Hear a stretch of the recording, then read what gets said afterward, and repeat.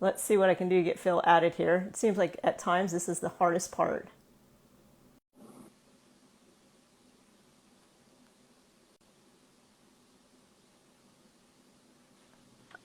Ta-da! We did it again. We did it. It's getting easier. This is like the third month in a row or I something. don't know, Phil. Except I feel like I'm too big again. There we go. Well, That's better.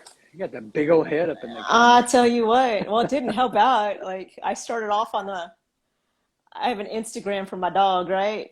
And so when I first started to get on, I was on as my dog's Instagram when I started this Instagram live. I was like, oh, that's probably not a good place to be. No Wow, wonder I can't find nice. anybody that I know. So anyway, hey, so for those of you that are joining Phil and I am Stephanie Besant with Besant Life Restoration. I am a life coach in Lawrence, Kansas, and I am joined by my friend, colleague, mentor, and Phil Herndon. He is a counselor, therapist, director of an addiction and counseling center, pastor, former pastor, elder of his church currently. And we have these recovery conversations or full life living conversations about once a month, the third Tuesday of every month. And tonight's topic is hi, I'm fill in the blank your name. Hi, I'm Stephanie, and I'm in recovery from yes. Um, that was handed to us by a friend of ours who has been walking this for a while, and he gives us these catchy phrases and titles, Mike. And I so appreciate that. Like, the whole portion of recovery from yes, just like is this place of we find ourselves saying yes to things that we don't necessarily want to be a part of or necessarily want to do. Why is that, Phil? Well, some people like you're just weak, I guess. I mean, just I don't know, lack of character, character defect. What's wrong with you? Who would ever do that? Yeah, because out of the two of us, I'm the one that likes to people please all the time. Right. Hero child versus scapegoat child. It's a job hazard of a hero child, Yes, uh, and the anathema to a scapegoat. yes. And we'll make it real clear. I am not the hero child You between the two of are us. you are not the hero child between you and anybody, me included. Whew. Yeah. Well, so your question was what's behind all these yeses? Uh-huh. There's a really long answer, but there's a really short answer, and the short answer is uh, amazingly deep and profound fear of being abandoned. And the slightly longer, but still short answer is loss of identity, loss of connection, lack of attachment, um, growing up with threats that if I'm not all things to all people, I'll be out of a job, which means out of the house, out of relationship, ostracized. And so this is a topic that can go so deep. On the one territory, if we didn't have any yes at all, no one would ever serve. Well, that's anti-biblical and Right. anti-society. It's antisocial. So there's these conversations are always around. There's what the books say. There's the sick territory of yes, and there's way in between there around serving and loving and sacrificial love and connection and boundaries and identity, abandonment, all kinds of other words. It's a big topic. Yeah. Like so this fear of abandonment, like if I happen to not tell this person yes, I'm really scared of being left. What will happen to us relationally if I dare tell this person no? And what like I so hear you and I so understand. Where does a person begin? Like if I find myself saying yes all the time to people, I'm over serving it, for friends and functions. I'm in every crisis situation. I'm at every volunteer opportunity, and some of it looks really good. But Mm-hmm. where do I even dare start with a no? Yeah, you know, I guess this is long answer, short answer, Mike. The longer answer is start at the beginning of the story of where all these yeses began. Because I have a friend who, it's kind of a graphic way to say it. I have a friend who is fond of saying, you know, a lot of children are raised at emotional gunpoint. And what he's Mm, talking about is like, you know, some of us grew up in families to where questions aren't asked and requests aren't made, demands are given, and punishment is meted out if the demands aren't met. So that's where a lot of us, I'll put myself in that number, it's where a lot of us develop this profound fear and anxiety around saying no. If we pay attention to our stories, two territories to start. One is what happened when I said no, what happened when I said I've reached my limit, what happened when I said I can't do that, and then what reward did I receive for continuing to say yes when I needed to say no. Because yeah. a lot of families and relationships operate on a merit system. Yeah, so I end up developing some sort of almost false identity in saying yes. Like people are well pleased. I get accolades. I get patted on the back. I'm told what a helpful kid I am and everything. And if I dare tell someone no, I can't do that, I get raged at, or I get shamed, or I get, you know, uh, degraded, or something happens, and then I just start continuing to live into just telling people yes. Mm-hmm. And what I recognize is when I started this journey and I dare tell somebody no, all of a sudden it's kind of terrifying. Like to have, and I had to be at a place where it's like, oh my gosh, I just said no. And now I find myself really scared. Mm-hmm. And, sometimes turning around and going, oh no, I think my answer is yes. Let me go back that direction again.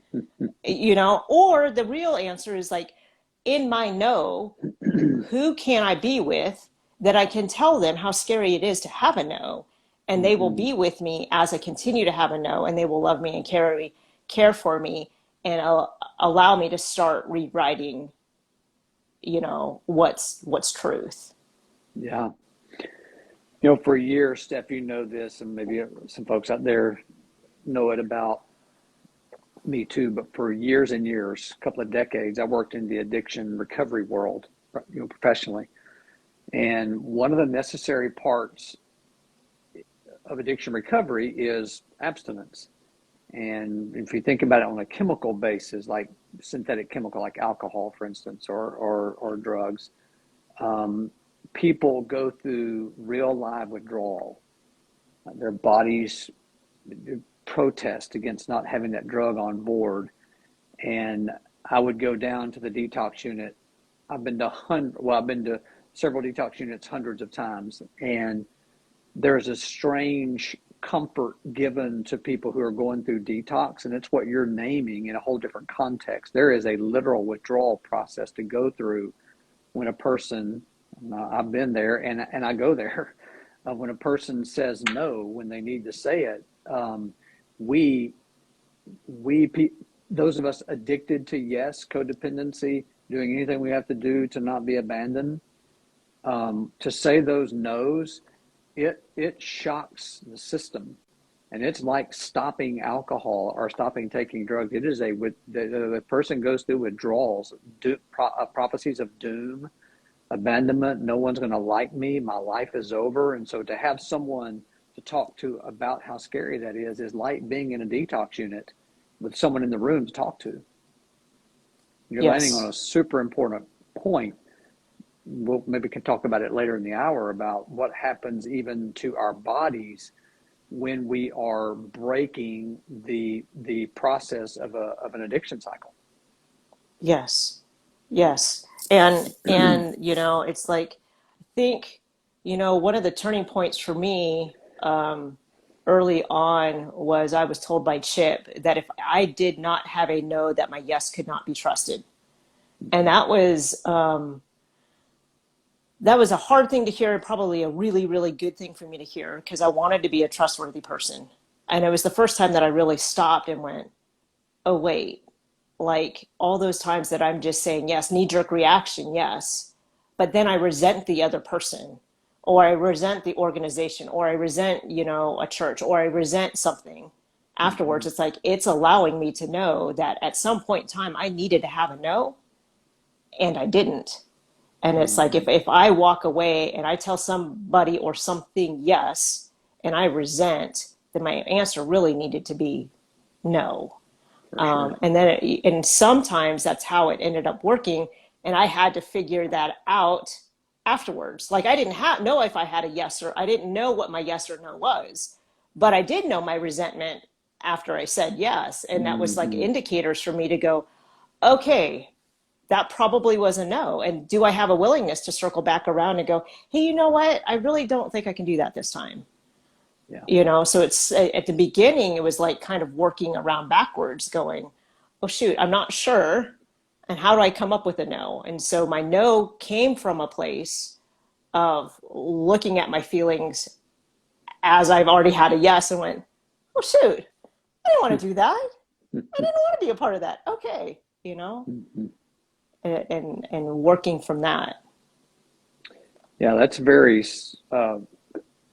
similar to what we talked about before. Sometimes I won't know that, for instance, we'll just stick with resentment. I won't know that I feel hurt about something, but I sure know I've got a level of resentment that lets me go through the door like, oh, I'm really hurt about something. Or if I'm wallowing in self-pity, I may not know I'm sad or grieving, but I sure know I'm pouting. And it Yes. leads me to, so you're talking about the same principle. Like I may say yes and not realize it until it hits me later, like, man, I'm plotting revenge, or I'm in resentment, or I'm fatigued or irritable, raging, whatever it may be. Fatigue's a thing. That's what I hear. That's what you Sorry, I'm said. just laughing because, there are times that I'm still saying yes and overwhelmed and exhausted. And I don't know until, like you said, that I'm fatigued, where it's like, oh, shoot, I probably Mm-hmm. needed to have a no at some point in time, Yeah. Well, stop you it. know? Uh, Say yeah, no. I wish it was that easy. No kidding. Quit, quit raging at me, Phil. my man says ragey sounds familiar, and he knows my story, and I know his. And amen, amen, Big E. Whew.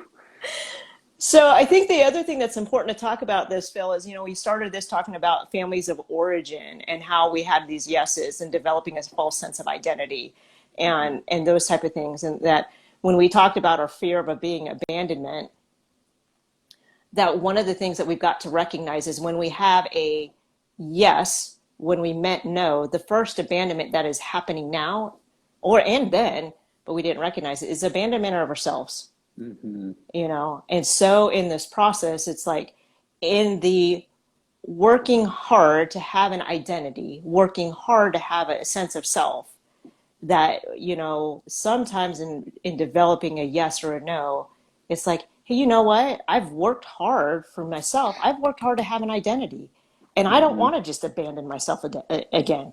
I've been doing this my whole, I've been doing this abandon me thing for a long time to keep others okay, and now I want to work to keep me okay. And Mm-hmm. so a healthy reminder at times is, I don't want to abandon me. I want to keep Yeah. my identity. Yeah, if you go all the way back, if you chase down what you're talking about, if you just follow that thread backward into the story, when children experience abandonment and there's no attunement on the back end of the abandonment, the child is not attuned to, the child will make an assumption. And the assumption will be me being myself, completely unacceptable because I was myself, or I said no, or I had a boundary, or I had a protest, or I had something going on in me. I let somebody know about it, and I was thrown out of the camp as a result. So whatever's going on in me in the area of feelings or needs, that is unacceptable. And so that's where this whole idea around of identity comes in. Like we show our identities as children. If there's a consistent level of abandonment for having done that, then the child will reject themselves first as a preemptive strike to keep them from doing it.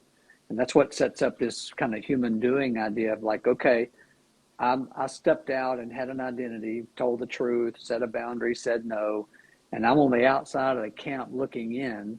So what do I have to do on my outsides to get back in?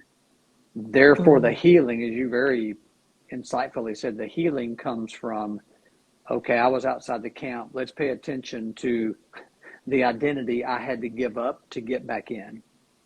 Hmm. This is the truth But for so many kids too. You know, yes. if I think of like peer pressure, if they don't have an identity at home, you know, if they don't have a sense of self at home, and then they leave home and they go out and they're with their friends, and then it's like, you know, the idea of having a self with their friends doesn't much exist either. And then Mm-hmm. how easily they can fold when they're with their friends in trying to be a part of or to be included or to, you know, have a sense of belonging, having a sense of mattering by having enough yeses. And Elliot says down here, roof and food doesn't equal sufficient parenting. How often do you hear that? Like, well, I mean, I had a roof over my head, I had clothes on my back, I had 3 square meals a day, and like, you know, as we say, well, that's what prisoners in Siberia get. So that's awesome. Good. That brings us even to what the Gulag residents get. But you know, what Elliot's speaking to there is what you're saying. It's like, okay, if that parenting at home is such that my identity is unacceptable, then there is not enough food, shelter, and clothing in the world to fill that need to belong and matter to someone. And when you're a child, the peer group accepting the false self I put out there, that's an instant payoff. I can Hmm. go home and under the roof and have the clothes on my back and have a meal served, but I can only live when I'm not being myself outside of here. Yeah. Which brings us back to what you said, like paying attention to that self abandonment first. Yeah. So what, you know, just to touch on it, Phil, so what is needed for somebody to keep their identity? Let's say that there was a healthy home, right? And a child got to have a yes or a no. What are you talking about? I know, right? They do exist. I've heard they exist. Yeah, A yeah. child is able to have a yes or a no. When a child is told no, what do they need? What does that child still need? I mean, I'm thinking attachment stuff, and you've Yeah. talked about what different things are needed in attachment. Will you talk about that? Hmm. You know, here's the struggle. We have a need for connection, and we have a fear of rejection. Both those are two powerful. You think about two circles. It's human existence. I really really need to connect, and therefore I really fear rejection. Here's what's sad is that rejection is absolutely inevitable because when a child is told no, she experiences that as rejection.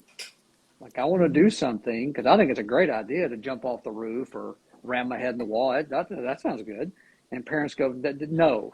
And the child goes, well, okay, fine, you're rejected. That's how the limbic system interprets that. And so when the child is told no, that's rejection. And then certainly we've been talking about, you know, abandonment. Let's say that's healthy family you're talking about. The child is told no, or the parents are distracted or whatever. So this idea that rejection is never going to happen, not true. Every time I'm told no, I experience over here, my brain, I experience rejection.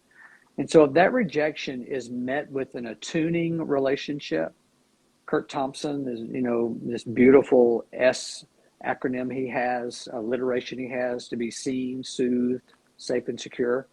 If a child is in a Mm. home where he or she is seen, like, hey, I see you, I see you're sad or you're angry or you're hurt, whatever you are, I see you through here, what's going on with you. Let's deal with this. The answer is still no, but let's deal with what's going on between me and you with the boundary in place and the no in place. And then you're safe here. I'm looking out for your welfare, and you may not like what I've asked you to do or what I've told you no to, but I'm still with you. I'm looking out for you, and you're secure. You can struggle with this with me. I can contain what's going on with you. And Yes. so rejection is absolutely inevitable, and some of it is for our own good. I need to Yes. be rejected on some things I want to do because they're crazy. Yes. And so Yeah. that these healthy families, and then there's another, you've heard it, most listeners heard it, I'm sure, but sometimes the rejection is not healthy. Sometimes the rejection is abandonment. Sometimes the rejection is harmful to the child. That's where this whole idea around repairing rupture comes in. If a child lives in a home where the tone of that home is mom and dad kind of own their stuff, they repair the rupture that harm created, then that child goes, okay, this is how this works. I'm going to be rejected, and sometimes rejected is going to be really painful and harmful to me. But in both circumstances, the tone of it won't be perfect. The tone of the home I'm growing up in is we deal with things. We call out what they are, and we can contain what one another is going through. If the Yes, tone of the home is that way, that child has a thing called secure attachment. yes, where mom and dad can tell a child no, the child will have feelings about it.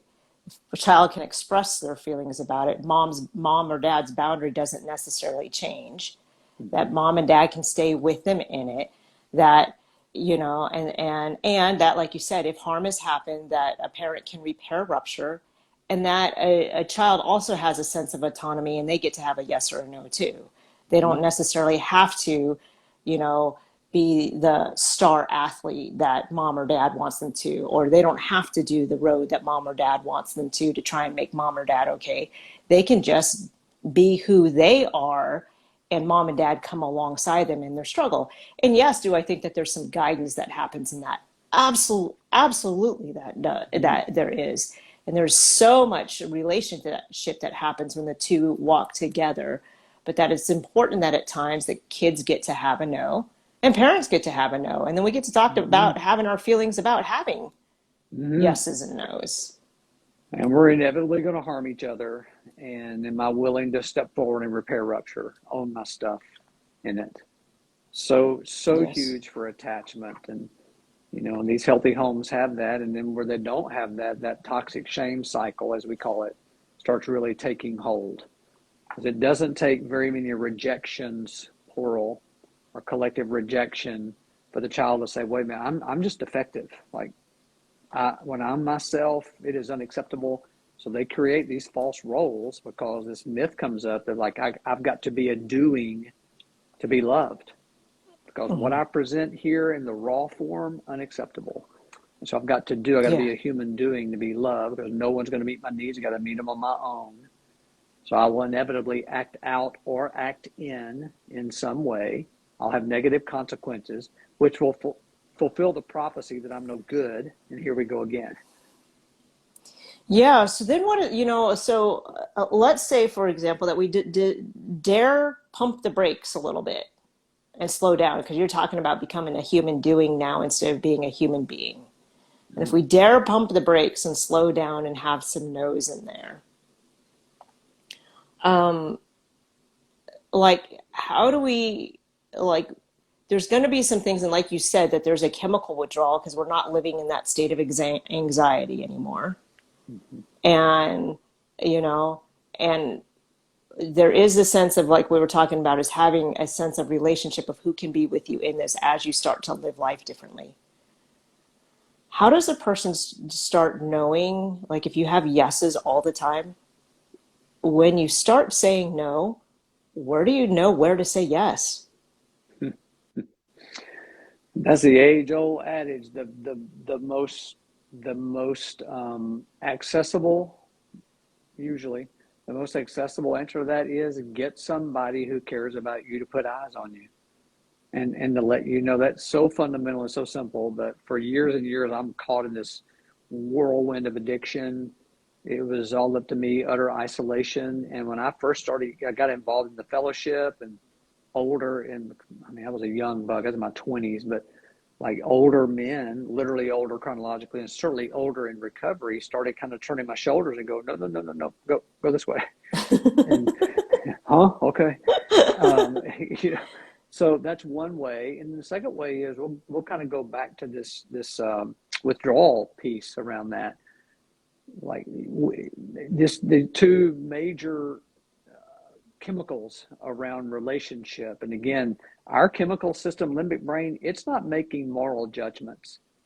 It's just dealing with experience. And so if I say yes, and every time I say yes, I get a dopamine hit, and Mm, somebody's pleased with me, and that oxytocin starts flowing, and I feel close to people when I say yes, like the chemicals in my body are amoral. They're not making judgments about theology or philosophy or anything else. They're like, does this feel good? Dopamine goes, uh-huh.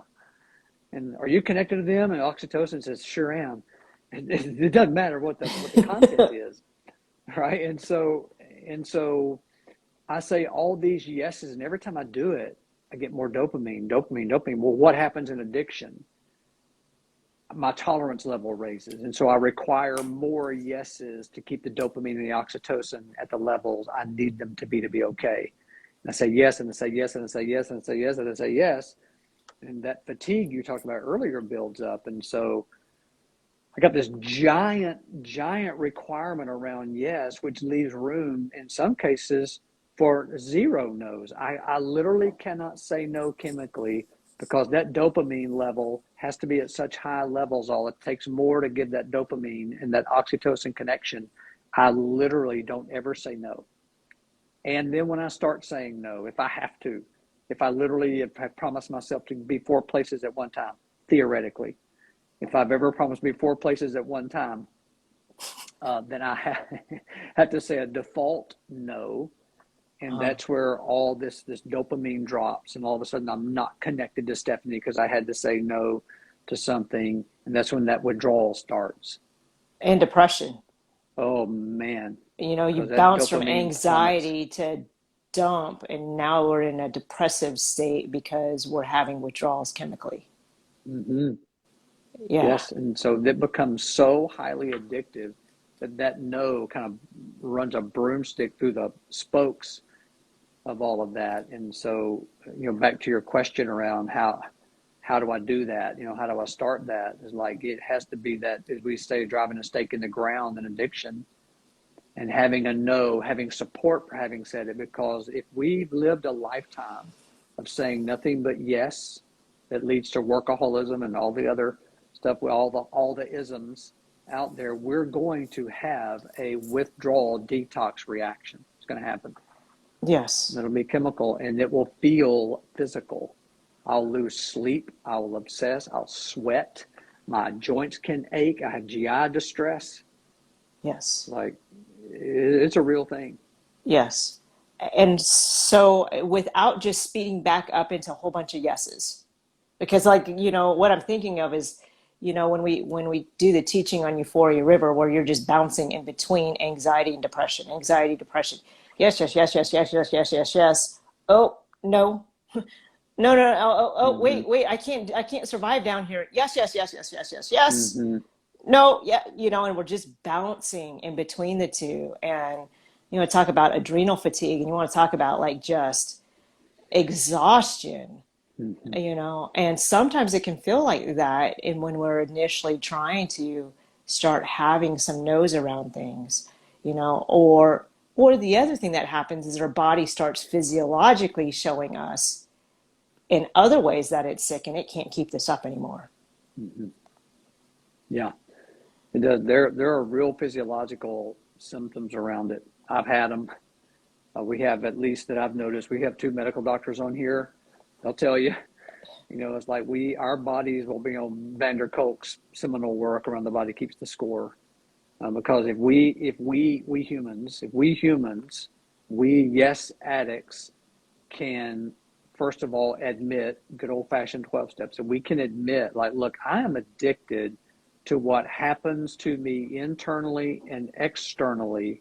I'm addicted to the hit I get when I'm in my addiction. That's part of the path to healing. Just Yes. good old fashioned Yeah. powerlessness. Like, when I say no, I go into rupture. Mm-hmm. Big time. And an admission of that, we talk about a lot, the admission of that and the willingness to surrender over. And then sometimes when I'm talking to people about who are just beginning to have an identity and don't know what their yeses and nos have been, is that, hey, like, it's, to me, I know this sounds a little strange. It's almost like trying on clothes sometimes for me. It's like, hey, I'm going to go volunteer and go and do this thing. Did I like it? No, I think I liked it. Oh, well, maybe I'll keep volunteering doing this thing because it seemed like a fit. Or Mm-hmm. I maybe went and helped do this thing and it's like, man, I just really didn't enjoy doing that. Okay, well, that's my no then. But initially, when I didn't have what in my mind felt like I didn't necessarily feel like I had an option of yes or no, I didn't ever really ask myself. And so now I'm not really sure. I have decided that I'm going to quit living my life in a way that I'm pinging in between the two. Mm-hmm. And I'm going to go, okay, what are my yeses and what are my nos? Okay, I'm not sure. I've gotten past the point of just saying yes and resenting. And now it's like, well, I do want to have some yeses to things because I am a servant. I do want to serve some people or some situations. And what are those? And Mm-hmm. and to me, it's like, hey, when you put something on and you stand in front of the mirror, it's like, do I like how this feels? Do I like how it fits? It's like, I'm not so sure. Try the next one on. Oh, okay. No, I like this one better. Great. Go with Mm-hmm. that one. Mm-hmm. You know, it's beginning to develop a sense of going towards how God has designed you when you start sniffing or seeking that out and finding what fits internally with you. That sounds so simple and fundamental, and it really is. I think you know this story around identity. I won't name who it is, but my dad absolutely despised a particular comedian, despised him. And every time this comedian would come on, my dad would just rage, like he hated this guy. I was sitting in my little apartment in Amarillo, Texas, back when the Earth's crust began to cool, before we had remotes, way back. And I was watching Johnny Carson. He's, back in the good old days. I'm watching Johnny Carson alone in my apartment. This comedian came on Johnny Carson's show. I got up out of my chair to change the channel. I had absolutely no identity. And I remember stopping and going, I think I may watch him. And I felt like I was being bad. I thought, I'm living on the edge here. I was living on That's the edge. brave of you to act, All 400 miles away, or however far it was from my parents. So I sat in the chair and I laughed my rear end off. I thought this were the funniest people in the world. And I remember that occurring to me, all of 27 years old or so, thinking, that's absolutely crazy. Like, this guy's really funny. And I would have sworn in a court of law, oh, that guy's a jerk, he's a schmuck, simply because I was so devoid of my own identity. Something is on the grand scale as trivial as a comedian. um, Pavlov would love that. It was totally conditioning at gunpoint emotionally, but like it was so crazy. But like when you empty out a child, when a child is emptied out through serial abandonment, and that toxic shame takes place, and all we've been talking about, getting addicted to yes, even that regard to a yes, that comedian is terrible. He's a horrible person, not funny at all. Yes, that's true. Even having an end of Pavlov's dog. He said something about this Yes. comedian. Okay, the bell rang and I smell meat and I start salivating. Right? Like, Uh-huh. but this yes thing goes a lot of different directions that you just brought up. It's like we can be so empty of our own identity. Yes and no ceases to mean anything. It's just all one big long yes. Mm, mm. Even down to who you think Yeah. is funny or not. Yes. And it's all Absolutely. revolves around, Steph, this idea. You deal with it. I've dealt with it for 30 years. I've dealt with it 30 years or more, but I've dealt with other people 30 years around this whole idea of how powerful the threat of abandonment is. Children getting abandoned Yeah. for having an identity, wanting to go their own way, it is powerful because children intuitively know that they are not viable without these big people to take care of them. And they will do whatever they have Mm-hmm. to do what you mentioned Mm-hmm. earlier, to belong in the matter. Yeah. So what's the difference, between a parent that has loving boundaries and a parent that is wanting to control so that they aren't reliving their own harm? hard to tell on the outside. And, Uh-huh. and that's that question that needs to begin with what? Like, what is this for? That's really a question for the parent to ask and not for the child to have to figure out. Right. Parents like, what am I doing this for? And this is the oldest example in the book. My son played baseball from age 5 all the way through high school. And so we all know the parents that are screaming from the stands. The kid is clearly not interested in playing. He has no interest whatsoever in being out there. Or it's probably the same with piano recitals or singing or whatever else. Our life was baseball. But it's just so clear that like there's something going on that this kid has to do something in a certain way for that parent to be okay. So that parent is like, what is this for? What am I signing her up for dance for? What am I signing him up for baseball for? Or, whatever that may be. But that is a critical question for a parent to ask. Some people have heard this story before, and I'll make it very short. I know you have, Steph. Make it very short, but one of the most meaningful conversations I ever had with Sheila, my wife, is when we went for our what's it going to be sonogram. And it was a boy. I was ecstatic, and Sheila was very low key about it. And we had a conversation. She goes, "Look, I just got to tell you." She said, "I was a baseball guy growing up." And she said, "If I'm glad we're having a little boy, but if this boy comes out into this world and he loves books or music or just wants to be a kid and go to school, in other words, if he doesn't love baseball, I'm afraid you'll reject him." Man, that Mm-hmm. just stuck a sword through me that I needed. It's an example of what she said really hurt me, but she did not harm me. And I asked myself that question, however long that is, for 14 years, from the time he was 5 years old till he graduated high school, playing baseball all the way through. Like, what is this for? If this is for me to be okay, then that is not okay. If this is because he loves the game, good. And would I be as enthusiastically in his corner if he loves piano or books or just going to school being a kid? Yeah. Like that's And what where our I parents say, what is it for? and that's what I hear in what you're saying. It's so important for a parent to have an identity. And not even just a parent, as an individual to have an identity so that we can be with other people in their identity Mm-hmm. and not have to control who they are when they're with us. Mm-hmm. Yes, That they can have a sense of who they are. yes. And that's where we talk about those needs again of safety and security. That's how we look after one another's welfare. You get to be Steph, I get to be Phil, and you look out for my welfare, and I look out for yours, and then the security of you can struggle out loud, I can struggle out loud in relationship that's healthy, like both people can struggle, and you don't have to struggle like I struggle, and you don't know Tony, you know better than that.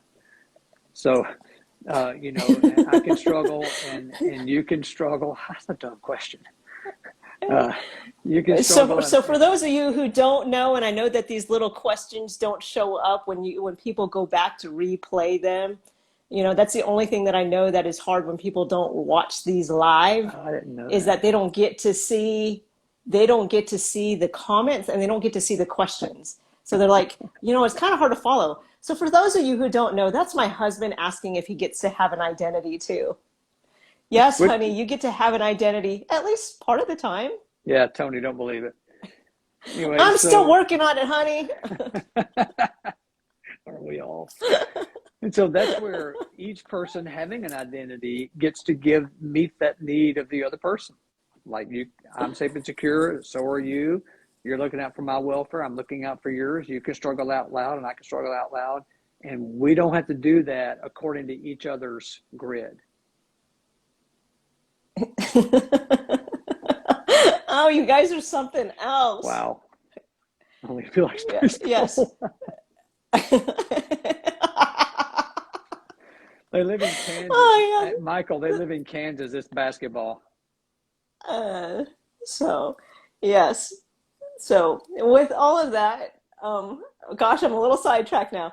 Will you, so a lot of what you're talking about with safety and security, Phil, and the idea of each person having an identity, whether that's parent, child, or friends, or, you know, uh, spouses, things of that sort. Will you talk about containment a little bit?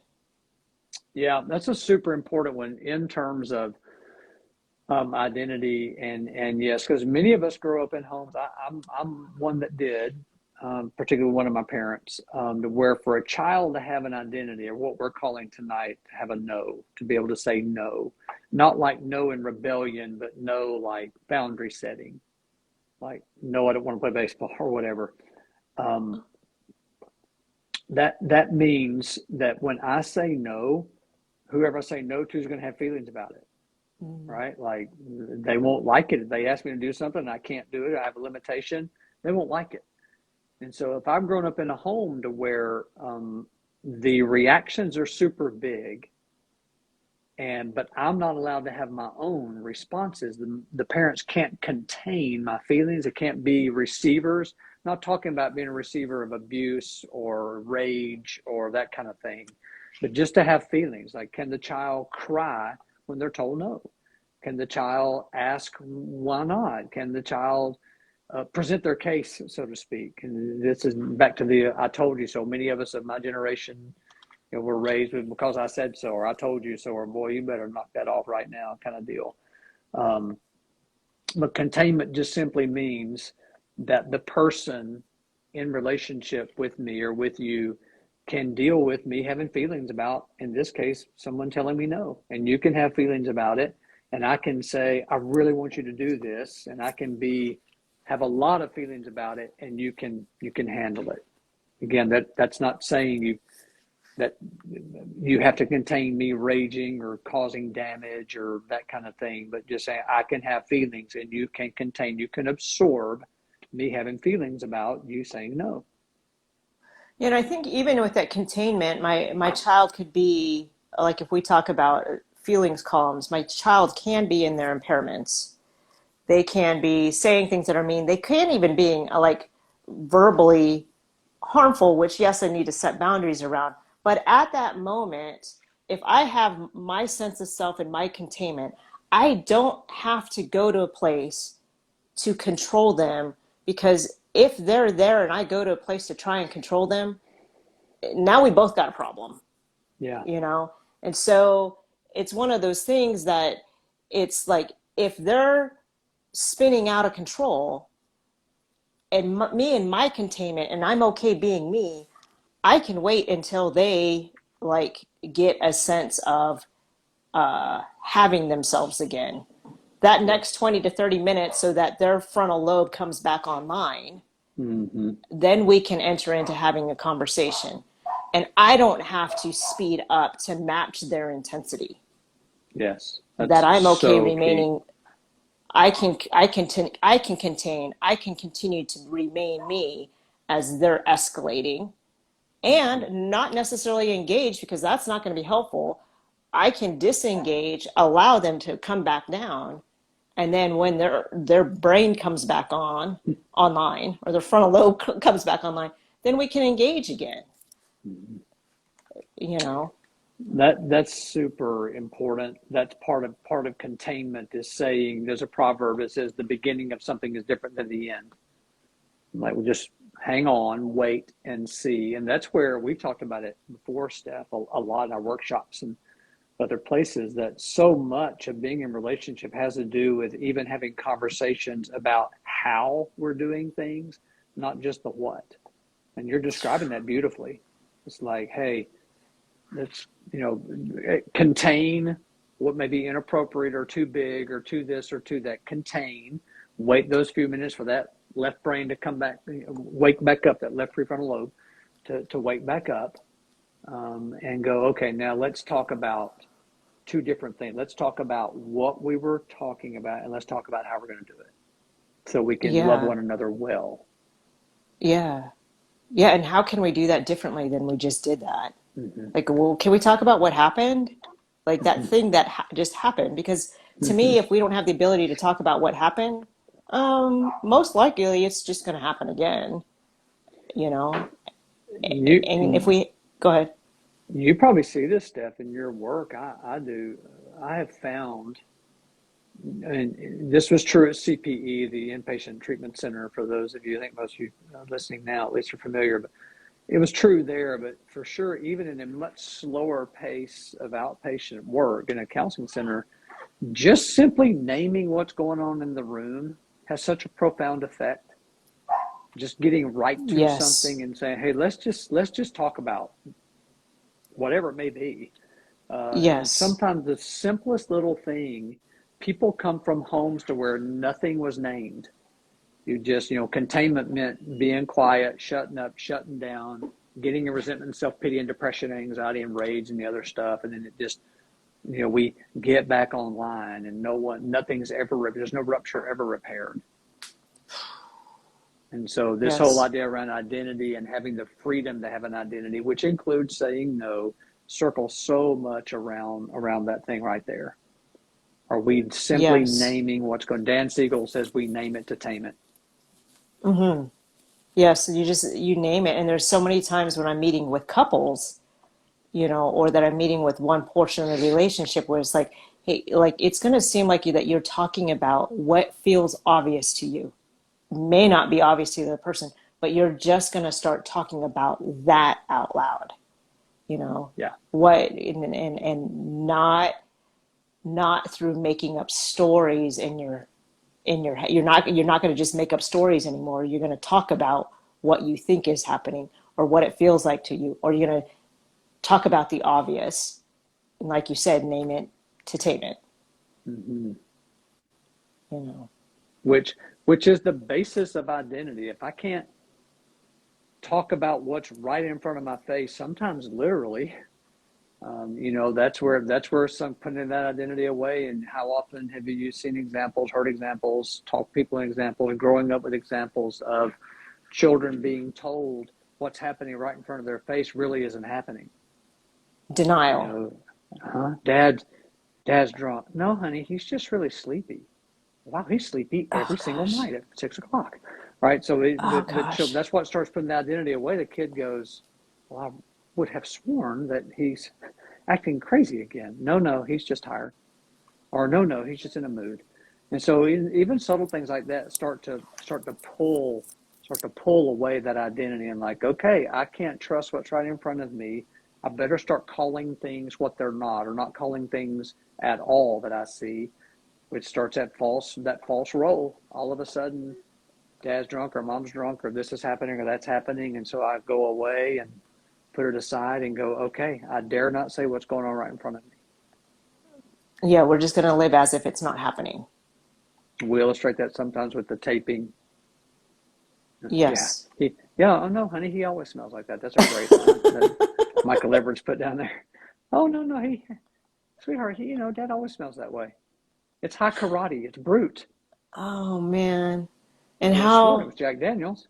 and how confusing it is when we leave the family of origin, and we, like so much of the work in ACA is like, oh, what you mean that's not normal? I thought that was normal. I mean, normal is Mm-hmm. what, no matter how screwed up it is. You Mm-hmm. start doing another relationship and you pull similarities from your home life to your next relationship, and it's like when you start running into the same thing again, it's like, oh, this isn't exactly working, but isn't this normal? And it's like, Mm-hmm. no, it's not normal, and that's that like what you're talking about is being able to be in community, to be with people that will start talking with you about what's Mm-hmm. happening, you know. and and through conversation, permission, even boundaries, ask you to be yourself. Just be yourself with me. Hmm. And that kind of, I know we have a little time left, but that kind of rounds out where we started. It's like so many of our yeses, are necessary. That's how we serve one another, by saying yes, of course. And then it gets way over here into this world where it becomes a whole addiction cycle in and of itself. And that addiction requires a putting away of identity. And my identity becomes that. Mm, My identity becomes yes. Yeah, your Because, identity becomes yes. mm-hmm, And then a little bit like you say, your identity becomes yes. You have yeses all the time. You burn yourself out. You're up in in anxiety. You're exhausted. You say no. You go down in depression, and then like sometimes I fear that as we tell these stories, it's like, and then one day you arrive and you never struggle again. that's what happened to me. Guess I'm just special. You must be because you learned how to just stop that. Huh? Heck yeah. Yeah.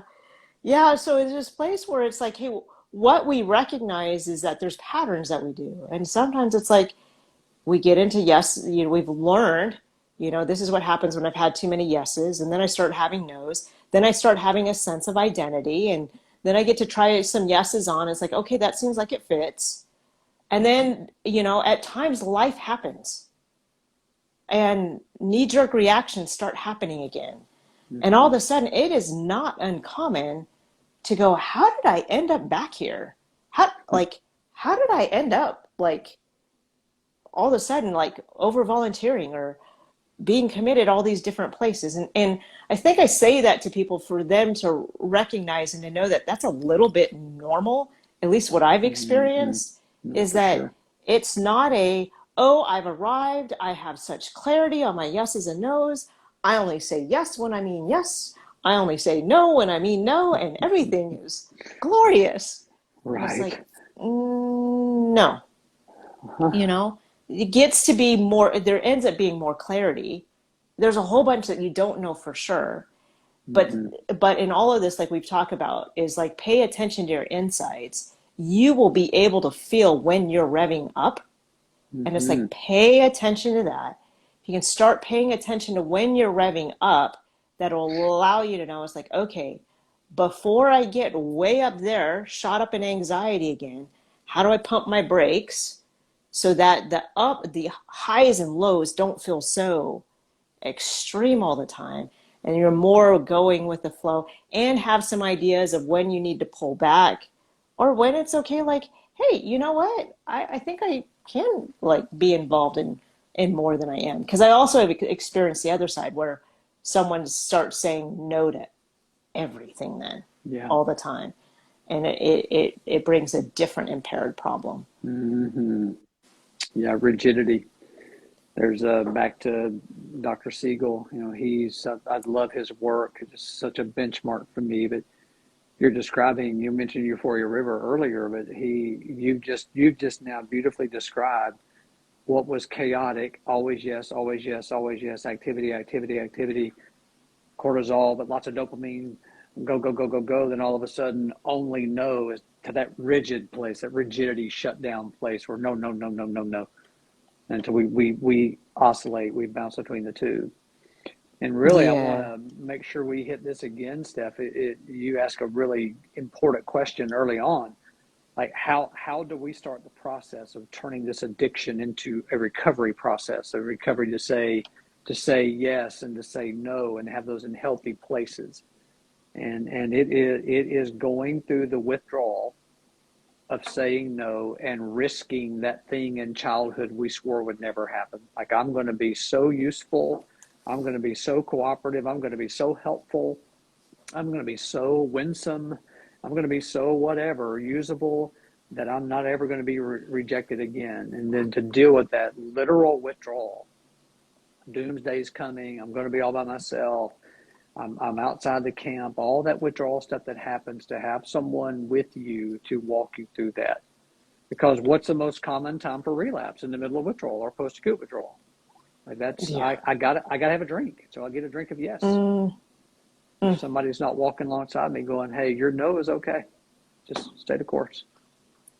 Your no is okay. That's true. Mm-hmm. That's true. You know, it's sometimes a hard place to be, but it's a good place Oh, to be. so scary.